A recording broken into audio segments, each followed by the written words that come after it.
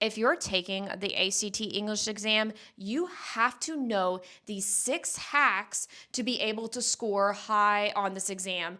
This is not a random guessing test, and this is not going back to every single grammar strategy you've ever learned. These are 6 key repeatable things that are all over the ACT English exam, which I would know because I have personally taken that exam multiple times and signed up to take it again. So make sure you know these 6 hacks, and make sure you also hit subscribe to get more tips and tricks. Check it out. So number 2 actually really highlights what you need to know. And this is what's really different about this new ACT. So number 2 is going to be the tone questions. And with the tone questions, what's really important is that you actually just focus on not the tone, but the simplest, most straightforward answer. And you really want to choose one just like you would choose if you're writing the essay. So I'm going to read these out loud. So F, no change to alleviate these issues communities should invest in. G is to curtail the predicaments referenced above. Communities may want to contemplate investing. H is, but there's a conceivable fix if communities would only just invest their monetary assets. And then J, one surefire way to remedy the culverting mess is for communities to invest. So if you look at that, you're like, okay, what's the simplest, most straightforward option that doesn't use crazy language like surefire or, let's see, conceivable fix? The answer is going to be F. Okay, my second big tip, and this one's really controversial. This is not 100% guarantee, but 99.9% of the time, it is never whom. So if you look at 7 and look at this in context, it says which choice makes the sentence most grammatically acceptable. Knowing my hacky rule, I would go ahead and actually eliminate A and B because both of those have whom. And then you look through this and you go, therefore, city officials need to plan a daylighting project in careful collaboration with residents and business owners, either who may be affected or who may be affected. And so this one is going to be D, affected. Okay, so our third one is honestly so dang simple. So this one's going to be redundancy, which a lot of students overthink these. It says which choice needs to be the least redundant in context. So when you look through these ACT English questions, and whenever you see this, we'll say 99% of the time, you just have to choose the one with the least amount of words. So if you look through number 11, you've got a few annoyingly irritating calls, aggravating, some frustrating, certain exasperating calls with my sister. This one is going to be D. And honestly, you can just bet on choosing the shortest option.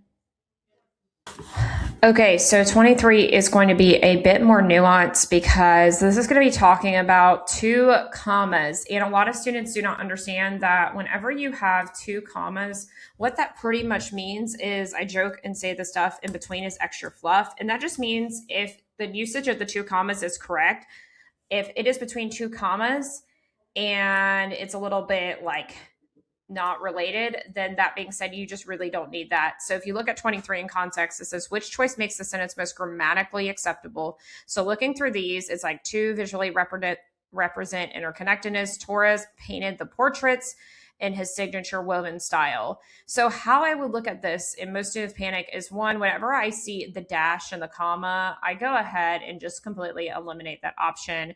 That is normally a massive red flag. So we're going to eliminate A. And then B, so we have a few options, but we want to know where is quote unquote the extra fluff. So it says Torres painted the portraits. If you put the comma in his signature woven style, or Torres painted the portraits in his signature woven style, or Torres painted the portraits in his signature woven style. So this one right here is actually really simple because you're kind of just asking is in his signature matter or not? And if it does matter, you want to leave it in. So on this one, since you want to leave it in, this one, you do want to choose the answer to be C.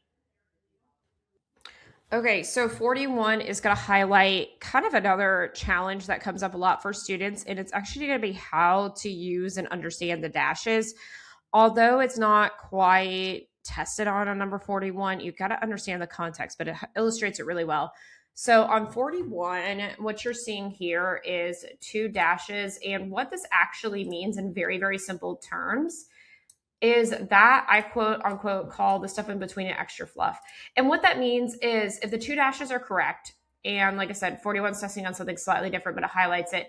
It means that all the stuff in here doesn't matter, and you actually read it in your head without that. So you would go dip hop, challenge, stereotypes, and helps. And how you would test this on 41 is you would look through this and you would read it in your head without reading the stuff between the two dashes to figure out what actually works. And that will be a little bit of some secret sauce to help you on the test. Okay, so 49, I want to demystify something that no one seems to know how to use. And we just don't use semicolons when we write. Personally, I don't. So at number 49, let's kind of talk about how we quote unquote test or understand semicolons. So on 49, you've got a semicolon here, you got a semicolon there. It's pretty much a semicolon party. But what you need to know with this is semicolons are treated the same as periods. So this is how you would test this in real life. So it says for White, it's been revelatory, and that dumb word I cannot say, comma, he's learning about eco-friendly methods that he didn't know existed. So first you ask yourself internally, can I put a period there? And the answer is yes. And then you want to figure out how that's going to make pretty much complete sentences on each side. So you've got D, to learn about eco-friendly methods that he didn't know existed, or he's learning. So if you think about it, C makes the most sense because that is actually going to be what actually matters on this one. Not that it's a semicolon, but honestly, because you need to complete this thought and you need to have two standalone sentences.